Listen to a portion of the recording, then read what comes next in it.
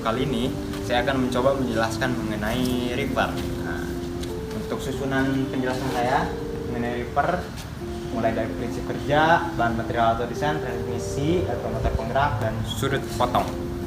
Yang pertama, saya akan mencoba menjelaskan mengenai Reaper-nya dulu. Reaper merupakan salah satu alat mesin Alsintan yang digunakan untuk proses memanen, yaitu untuk memotong atau merebahkan dan mengarahkan. Intinya Reaper itu untuk memotong atau memanen. Apa yang dipotong yaitu tanaman serealia. Tanaman sereal itu apa? Ya bisa padi, bisa sorghum, bisa gandum dan sebagainya. Tanaman serealia lainnya yang berserat batas. Nah, untuk lebih jelasnya akan mencoba menjelaskan lewat gambar-gambar agar lebih mudah dipahami. Yang pertama, nah ini Reaper. Reaper pada intinya bagian pemotong ini. Jadi bagian cutter. Jadi Reaper itu kan ada beberapa tipe, ada yang tipe kemudi, ada yang tipe dorong dan sebagainya. Tidak ada ketentuan khusus mengenai unit pendorong atau penggerak dari si Reaper ini. Tapi yang jelas si Reaper itu ya di bagian sininya, di bagian pemotongnya. Nah ini untuk Reaper, Reaper itu nah di sini di bagian pemotongnya, ini bagian pemotongnya. Nah ini di bagian pemotongnya, di bagian pemotongnya ada banyak sekali mengenai tipe-tipe pemotongan atau tipe-tipe jenis-jenis dari si Reaper, dari bagian cutternya itu. Nanti saya akan coba jelaskan. Nah, untuk prinsip kerja itu saya akan coba gambarkan. Pada dasarnya prinsip kerja itu ini Reaper, katakanlah ini mata pisau Reaper, ini unitnya. Ini cutternya, ini ada tanaman-tanaman. Jadi nanti si Reaper akan bergerak maju menerjang tanaman, baik itu padi atau tanaman sereal lainnya lah. Nanti akan memotong. Nah, motongnya itu menggunakan gerak translasi. Gerak translasi itu bergerak kanan kiri seperti ini. Jadi cutter ini bagian tajamnya di bagian sini. Bagian sini akan memotong si tanaman-tanaman. Nah, bagaimana cara memotongnya? Jadi si Reaper cutternya ini ada beberapa jenis. Ada yang bergerigi seperti ini dan ada juga yang lurus. Nah, ini yang salah satu contoh yang lurus, ini yang bergerigi. Nah, untuk tipe-tipenya juga ada banyak. Ada yang satu row seperti ini, satu row cutter, dimana row ini yang akan bergerak secara dinamis. Lalu bagian mana yang bergerak statis? Bukankah harus ada yang statis agar dapat bisa memotong? Ini ada cakar-cakarnya. Tapi kebanyakan Reaper itu seperti ini. Ada dua bagian. Nah, yang di bagian atas biasanya yang bergerak, yang bagian bawah ini dinamis. Jadi dipasangnya itu bolak-balik. Saya akan coba cari gambarnya. Nah ini. Jadi si mata pisaunya itu dipasang bolak-balik, yang satu menghadap ke atas, yang satu menghadap ke bawah, ke atas ke bawah, ke atas ke bawah. Kenapa? Dengan alasan agar dapat memotong dengan baik. Kasarnya itu dapat si mata pisau dapat menjilat mengenai, sehingga dapat memotong tanaman dengan baik. Jadi kalau mungkin sama, misalkan menghadap ke atas, semuanya akan susah ketemunya gitu. Jadi tidak memotong, bahkan tidak bisa ketemu. Itu untuk prinsip kerja dari si cutter ini. Pada dasarnya ya seperti itu. Nanti akan saya coba jelaskan lagi sambil menjelaskan bahan material, transmisi dan sebagainya. Nah, sekarang ke bahan atau material atau desain saya. Jika saya diminta mendesain Reaper ini, pertama pasti dari motor penggerak. Kebanyakan motor penggerak untuk Reaper itu tidak ada ketentuan khusus. Ada yang motor bensin, ada yang motor listrik, bahkan ada yang manual dengan pedal seperti power thresher. Kan ada power thresher itu ada yang dengan mesin diesel, ada yang dengan motor bensin, ada yang pedal. Jadi tidak ada ketentuan. Jika saya diminta itu saya akan mencoba menggunakan motor listrik. Motor penggeraknya itu motor listrik. Kenapa motor listrik? Karena motor listrik memiliki banyak keunggulan. Yang pertama, saat ini penggunaan tenaga non fosil, salah satunya listrik, sudah sangat berkembang. Bahkan ke mobil-mobil listrik itu menandakan Alsintan juga juga dapat berkembang dengan hal yang sama, yaitu menggunakan motor listrik sebagai motor penggeraknya. Nah, motor listrik ini juga memiliki keunggulan nantinya dapat dikombinasikan dengan bagian-bagian lain, part-part lain, sehingga diotomatisasi. Jadi si Reaper-nya dapat lebih prefer lah untuk diotomatisasi jika menggunakan motor listrik. Selanjutnya, dari motor listrik tentu harus ada keluaran itu kan berupa putaran, gerak rotasi. Gerak rotasinya itu ke poros tentunya, poros nanti bisa puli, bisa diteruskan ke transmisi, itu bisa puli, bisa gear dan sebagainya. Nanti akan diteruskan ke gearbox untuk meredus, untuk salah satunya itu dapat mengubah gerak rotasi dan translasi, yaitu menggunakan gear pinion. Kita akan mencoba mendesain menggunakan gear pinion. Gambarannya gear pinion ini, nah ini dalamnya seperti ini. Nantinya sih seperti akan dibungkus semacam gearbox. Nah, gear pinion ini seperti ini. Jadi gerak rotasi diteruskan oleh poros. Nah, ini gear pinionnya akan merubah ke gear pinion lagi, diteruskan lagi ke poros, nanti ke pen dan sebagainya, itu bisa menjadi gerak translasi. Gearbox dan pinion. Di sini saya akan mencoba menggunakan gear dan chain sprocket. Jadi di sini chain sprocketnya, di sini pastinya ada sprocketnya ke gearbox akan meneruskan, karena di sini gear pinion akan meneruskan ke poros. Sini ada engsel, ini pen untuk merubah ke gerak translasi. Ini ada engsel, teruskan lagi, sini ada pen lagi, sini ada engsel lagi. Di sini ada dudukan si Reaper-nya tuh, cutter pada Reaper. Ini katakanlah cutternya. Nah, saya akan mencoba mendesain dengan tipe mata pisau bergerigi. Kenapa harus bergerigi? Karena tanaman serealia, entah itu padi, gandum, itu kan berserat tinggi, jadi akan lebih baik dengan yang bergerigi. Bahkan petani tradisional saja menggunakan sabitnya itu kebanyakan dengan sabit bergerigi, karena mereka lebih menganggap lebih efisien menggunakan sabit bergerigi. Nah, ini sabit bergeriginya, cutter bergeriginya nanti akan bergerak secara translasi kanan kiri dengan sangat stabil. Jadi kanan kiri itu dengan stabil, kanan kiri tidak loncat jalur lah, misalkan tidak kanan agak baliknya agak ke atas, agak ke bawah lagi, lurus, agak ke atas lagi. Jadi tidak beraturan itu, tapi beraturan kanan kirinya itu dengan stabil. Nah, untuk lebih jelasnya, ini kan gambaran dari Reaper cutternya. Nah, ini kalau gambaran ya sketsa kasar lah. Ini untuk gambar lebih jelasnya, saya akan mencoba menunjukkan lebih jelasnya lagi, yaitu pada combine. Kenapa kok Reaper pada combine? Combine itu kan kombinasi apa? Kombinasi dari Reaper, Thresher, dan Cooler dan sebagainya. Nah, ini saya akan mencoba kasih tahu. Nah, ini atau mungkin yang di sana yang lebih jelas.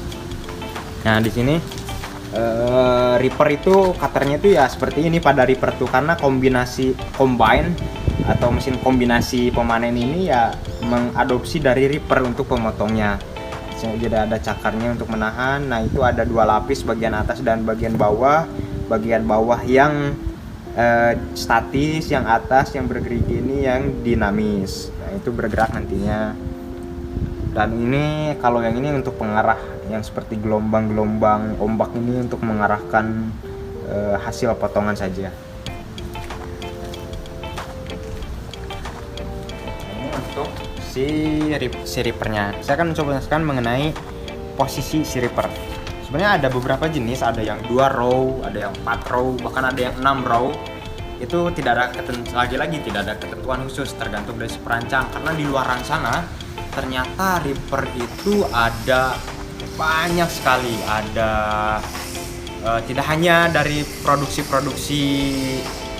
dari pabrikan tertentu, bahkan ada yang custom sendiri untuk si Reaper ini. Karena pada dasarnya sederhana, jika mengetahui teknik-teknik atau dasar-dasar engineeringnya.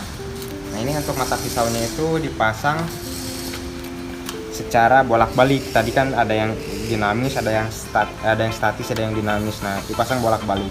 Kenapa bolak-balik ya itu tadi agar dapat memotong dengan baik gitu. Jadi dengan memotong itu si mata pisaunya itu dapat saling kena gitu, saling menjilat gitu si mata pisaunya sehingga serealia dapat terpotong. Nah ini untuk bahan materialnya tadi saya coba jelaskan kembali, ada motor listrik, ada ini pilihan-pilihan saya ya, karena di luar sana ada banyak sekali untuk pilihannya, ada yang menggunakan puli dan panbel. Kalau saya lebih prefer menggunakan gear dan sprocket, lalu gearbox pinion, lalu ada pen di sini, engselnya itu bisa berupa engsel. Nah ini engselnya bisa berupa bearing juga.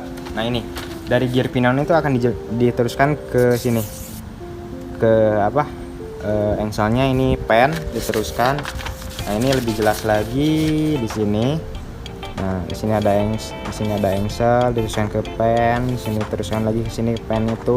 Nah ini bearing sebagai engselnya dapat berputar, masih rotasi. Nah di sini translasinya dapat gerak kanan kiri. Nah gearbox pinion tadi sudah sampai ke engsel. Di sini ada besi plat sebagai dudukan. Tadi sudah ada dijelaskan langsung kan, dudukan itu dari besi plat dengan ketebalan itu bisa menyesuaikan, ada yang 5 mili, ada yang 1 cm, ada yang tebal. Besi plat itu ada besi plat strip biasanya karena kan hanya memanjang. Lalu untuk mata pisaunya saya prefer menggunakan besi baja stainless steel, karena dengan stainless steel untuk pemotongan akan lebih baik, anti karat dan sebagainya. Dan harus baja karena untuk pemotong itu kan harus tajam, jadi lebih prefer dengan menggunakan baja. Nah untuk pemasangannya ini ada murbaut, tentu material lainnya kecil-kecilnya ada murbaut, ada pengelasan, ada ya semacamnya lah, ada mulai dari cutting, assembling itu kan bisa paku keling, bisa murbaut, bisa welding dan sebagainya. Nah saya akan mencoba tentang mengenai kenapa bisa bergerak stabil kanan kirinya, tidak loncat keluar jalur kanan kiri atas bawah dan sebagainya. Jadi stabil kanan kiri. Kuncinya ada di sini. Nah di sini ada semacam puli, atau mungkin kalau lebih sederhana itu roda pagar. Jadi pagar bisa bergerak itu kan bawahnya. Nah ini ada roda ini. Jadi si mata pisau, si cutternya itu yang kedudukannya itu terpasang ini juga puli atau lintasannya, sebagai lintasannya sehingga dapat bergerak stabil. Lebih jelas lagi ada di gambar. Nah ini di gambar ini. Jadi nanti si mata pisau akan terpasang di sini. Nah sehingga dapat bergerak dengan sangat stabil. Nah itu tadi. Sekarang untuk bahan material dan desain, untuk transmisinya secara tidak langsung sebenarnya tadi sudah dijelaskan.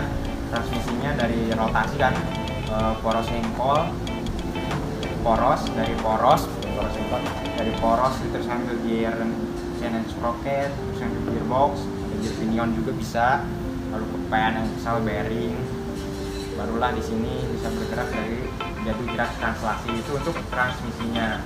Sudah transmisi langsung motor penggeraknya tadi motor listrik. Nah itu untuk desain dari Reaper saya. Yang terakhir mengenai sudut potong. Nah ini sudut potong. Cutter dari Reaper ini kan segitiga, berbentuk segitiga seperti ini. Nah, bergerigi. Anggaplah segitiganya saja agar lebih mudah untuk perhitungan sudut potongnya. Segitiga. Nah segitiganya itu untuk cutter itu sama sisi sebenarnya, sama sisi. Jadi segitiga sama sisi.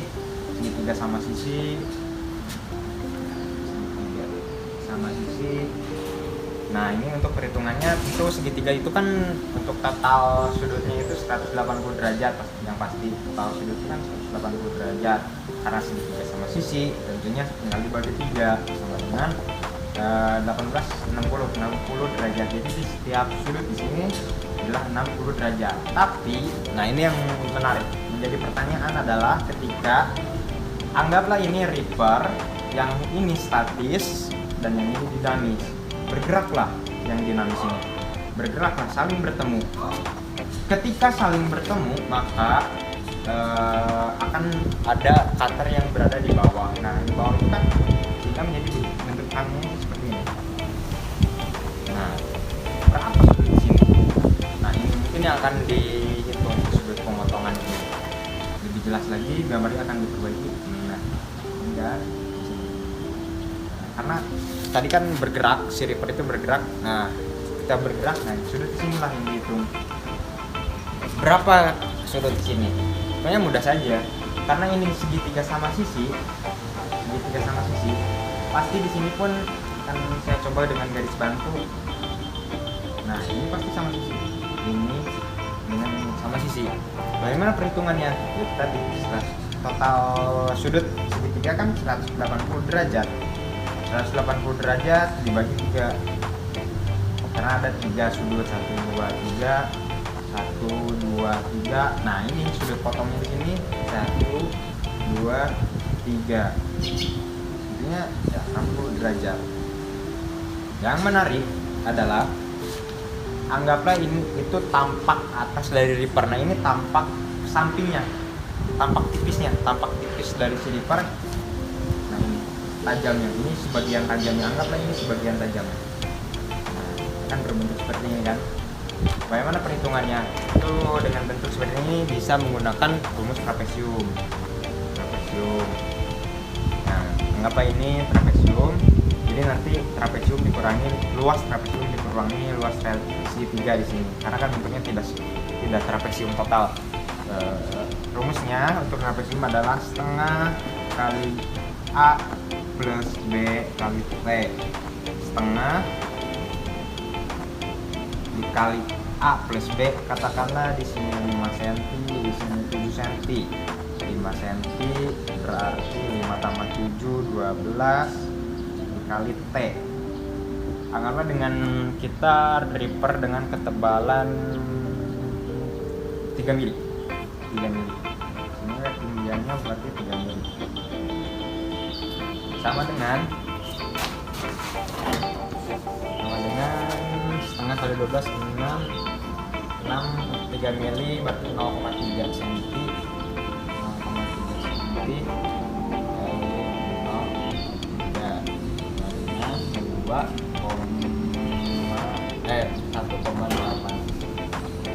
0,3 cm luas dari si trapesium ini dikurangi segitiga ini. Mungkin itu saja untuk perhitungan sudut potongnya. Jadi sudah selesai tadi mengenai prinsip kerjanya. Saya ulangi atau saya rangkum. Jadi prinsip kerjanya untuk memotong, merebahkan dan mengarahkan si padi.